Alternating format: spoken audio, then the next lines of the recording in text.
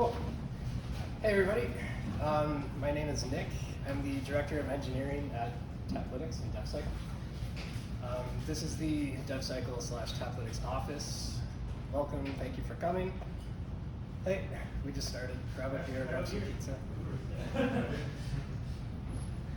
I'm going to do a talk on DORA metrics. I don't know if people are familiar with these or not, but it's something we got into when we built DevCycle. And so, your mic's supposed to work, or is that just for that? It's just for this. Is it too quiet? Alright, speak up. Okay, yeah, so we started using DORA when we built DevCycle. So DevCycle is a feature flag platform that we put together started in September. And greenfield project, so we decided to try to do everything with best practices. So we used a new stack, we tried to follow DORA best practices, stuff like that. So this is a talk about what we've learned with DORA. And so we'll get started. So it's called No Half Measures, DORA at Tabletics. It's a play on Breaking Bad, Mike Ehrmantraut, if anyone's seen that. Anyway, so the talk is, we're going to go through what is DORA, what are the 4 key metrics, how to use the 4 key metrics, Tabletics and DevCycle compare, using feature flags to improve, how to track your own metrics, and questions. And Vic, let me know if I'm speaking too quiet. Okay, what is DORA? DevOps Research and Assessment. It's a group that did a bunch of research into how engineering teams perform. So they sent a bunch of surveys out to a bunch of engineering teams. And they asked them a bunch of questions, and then they compared their answers to basically the ability of the teams to actually ship software. And they started that in 2014. They've also been putting out the State of DevOps like annual surveys, and they've put out a book called, 3 of the 4 members put out a book called Accelerate, which people have probably heard about. If not, I highly recommend it. What they did in the research is they determined that 4 key metrics set apart high-performing teams from low-performing teams. And then they have like a tier called elite performing teams. So, what are the 4 key metrics? The deployment frequency, lead time for changes, change failure rate, and time to restore. So deployment frequency is how often does a team push changes to production. An elite team, once per day or more. A low-performing team, once every 6 months. Lead time for changes, how long does it take for commit to make it to production? So elite, 1 day, low, 1 to 6 months. Change failure rate, how often does a deployment cause an incident on production? Elite is 15% of the time. Low is 46 to 60% of the time. And then time to restore is how quickly can an incident be mitigated and production restored. So elite is 1 hour, low is 1 month. So these are the metrics that we've been trying to measure ourselves against as we've built DevCycle. Excuse me. Okay, so these 4 metrics can be grouped kind of into 2 categories, speed and quality. So speed is deployment frequency and lead time for changes. So obviously you can deploy as often as you want. Your lead time for changes could be super quick, but your quality could suffer as a result. So it's kind of like it's a give and take. You've got to balance how you're, make sure that as long as you're going quickly, you still aren't jeopardizing the quality of your code. At the same time, if, for example, you're able to restore production very quickly, then you can take more risks. Because if you're going to screw up production for 5 minutes, go nuts. Take more risks, do crazier things. So it's kind of it's like an ecosystem. So how to use these metrics? So this is kind of like a cycle that shows the typical workflow of a feature going to production. It starts with Eureka. So somebody on the product team, Vic or Kobe, they have an idea. So that's when the cycle begins, and they put a product brief together, they give it to engineering. Engineering says, no problem, we can get it done in 2 hours, and so that's lead time for changes. So that's how long it's going to take them to actually get their commit or number of commits deployed to production. Then you're going to ship it, which is how frequently you can do this. And then obviously what could possibly go wrong, because everything's going to work perfectly, but it doesn't. And so that's your change failure rate. And then that'll never happen again because you learn from your mistakes and you get everything. Production is restored. So if you go through each of these, you can kind of see the flaws that it tries to demonstrate or the missteps that you can take. So if you're thinking too big, like if this process takes too long, it doesn't matter how good this is. So you need to make sure that like you're actually thinking in small slices, you're iterating, and you're continuing to keep the process going through the pipeline. Here, lead time for changes, if people are like taking too long to write their code, taking like, kind of forgetting about pragmatism, for example, and just going for like the best, most perfect code possible rather than shipping a product.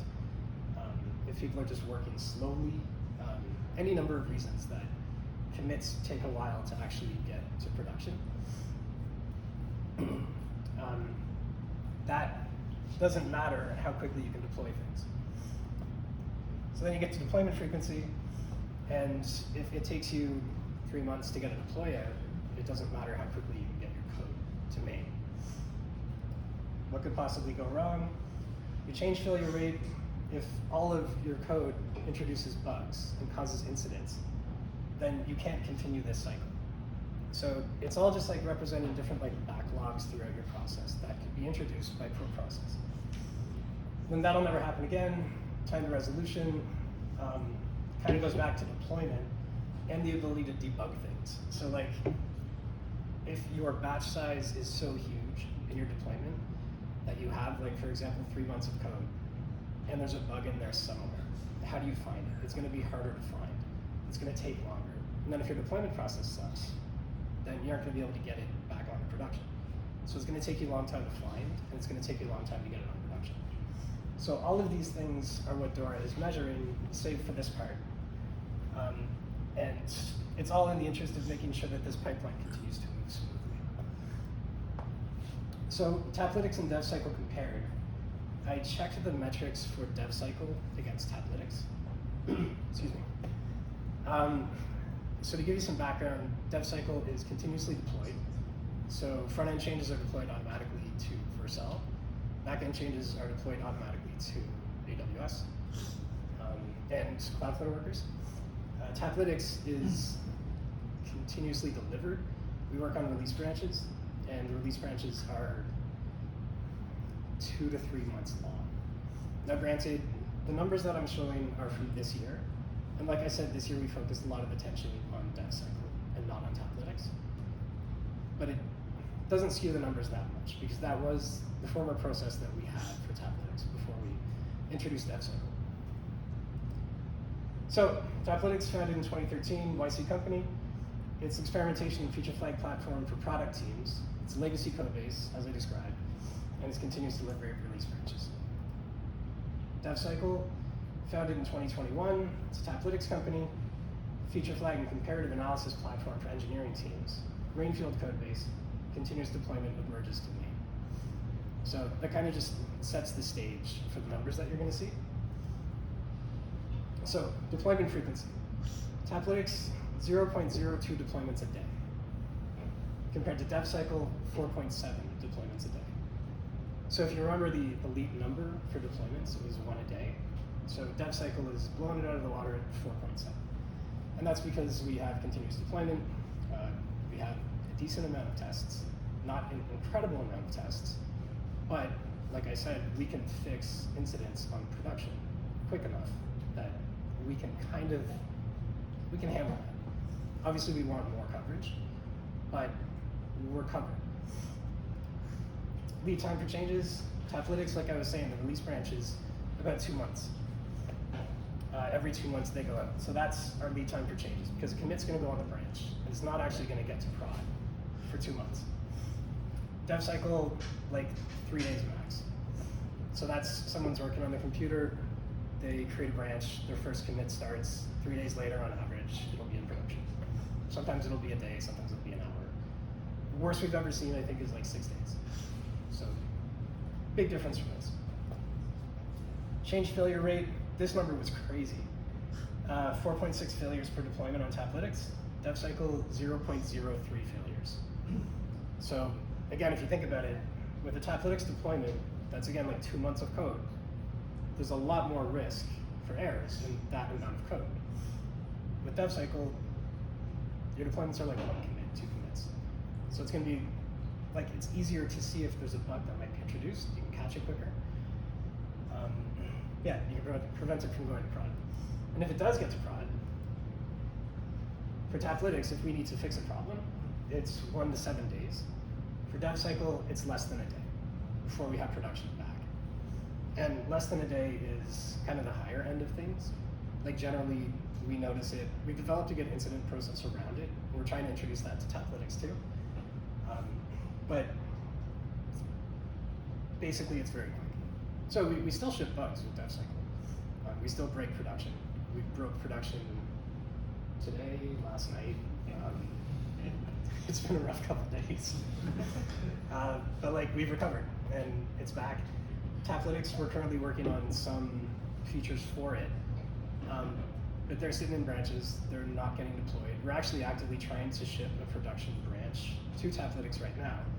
And it has 2 features inside that release branch that didn't need to be shipped at the same time. And as a result, one is more complex than the other, and one is harder to test. And we can no longer decouple them to release them separately. So now we can't get either of those features out until we can validate that either of them work. So we kind of, that's kind of, it's an example of like what problems you run into with that type of release process. So, are we elite? No. So we're not elite because, like I said, there's no half measure. So we're a team that works on DevCycle and Tabletics. So it's great that DevCycle is really good as far as DORA is concerned, but Tabletics isn't. And we work on both of these products as a team. So, like, as fast as we can get stuff out with DevCycle, it doesn't matter if we're bogged down with Tabletics bugs, or if we're trying to get a deployment out for Tabletics. So what we need to do is consider, like, how do we look at DORA metrics for Tabletics? How do we focus on improving them so that we can make sure that, like, our DORA metrics across the organization, across the department, across all of our products are good, so that there are no bottlenecks in our engineering process. And that's Mike Ermintrout saying no half measure.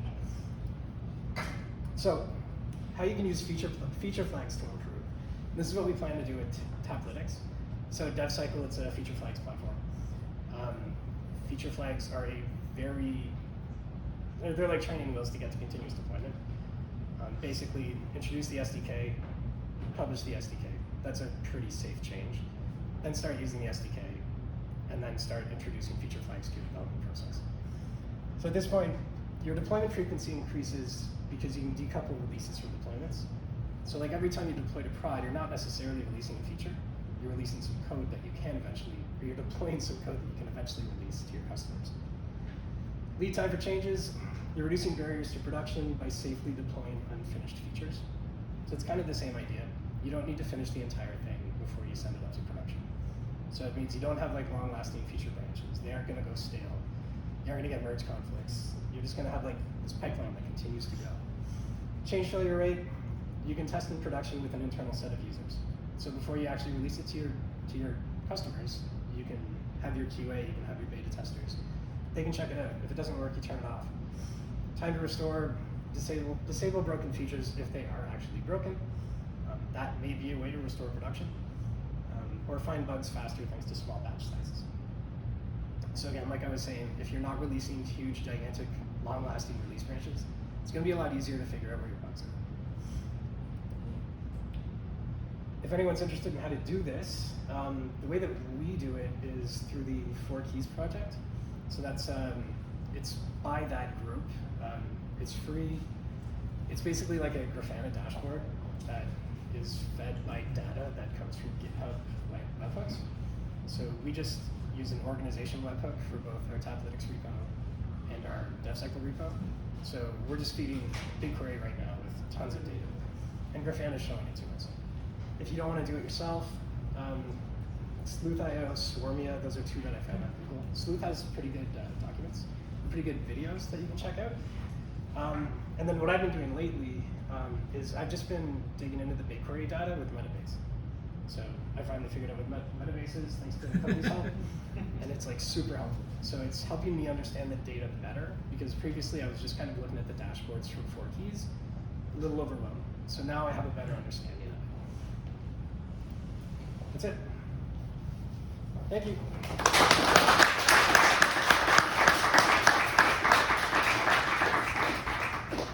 Any other questions? Yeah. Could you go back like 6 slides? Not with this. There's a metric there about lead time to change failure rate. Yes. So you mentioned Tabletics is higher because there's a whole lot of changes that go into one release. Yeah. What are your thoughts on like normalizing those numbers based on like say like the number of changes or something, so then it's failures per change? And is that useful? I'm not sure what you mean. Well, So like if this deployment contained maybe like 20 features, is that what you mean? yes. It's kind of like comparing apples to apples. Would that be useful, or do you find that like this version of the metric is still interpretable? I think the issue there would be kind of what I was talking about with like our current problem trying to deploy our release branch to Tabletics right now. We have 2 features in there we're trying to release, and we can't release either of them. So if you have 20 features in there, like maybe this number would look better, but it would be a lot harder to get it to production because it's going to be a lot bigger. And if there's any bugs in there, it's going to be a lot harder to find. So generally, like with Lean, with DORA, with Agile in general, you're trying to find the smallest batch size possible. You're trying to operate on that. So I'm not sure I really understand your question, but let me know if I, Yeah, that's fair. Okay. Don't worry about it. Okay. Thank you. Yeah, no problem. Yeah. Just out of curiosity, what's like the rough difference in project size between the two of them, just from a sort of like complexity perspective? Or It's considerable. So Tabletics it's 7, 8 years old. It's a lot of old code. For example, we have some pages in there that still have Angular 1.3 in them. Granted, it's like maybe three UIs. We've kind of wrapped it with Reacts. And over time, we're trying to just finally get rid of it. But like that's a hard thing to deal with. We have a separate build process just for that. So we have a Docker image that we'll pretend that it's Node 8, and then like mount the files from our project, build them with Gulp, and then spit them back out so that we can just deploy those with GitHub. It's pretty nuts. But in addition to that, like Tabletics has a whole lot of different functionality, whereas with DevCycle, we're intentionally trying to keep it pretty focused. So like Tabletics does push notifications, does visual edits for the web, does visual edits for mobile, it does feature flags, it does experimentation, A/B testing, code variables. With DevCycle, we're trying to stay as focused as possible, and rather than try to appeal to like the product-oriented folks, we're trying to appeal more to engineers. And we've intentionally tried to keep the complexity down, even with the stack that we chose. at home makes it a whole lot easier than just streamlining, like to keep the features more focused. Not, and then you need to have a change here, here, here, and here in order to like facilitate that one. For sure. But one thing that would work in our favor with Tabletics is if we actually said we're going to work on a small feature and we're going to deploy it in small chunks, rather than we're going to get these few features done and then hope for the best. Any other questions? Cool. Thank you.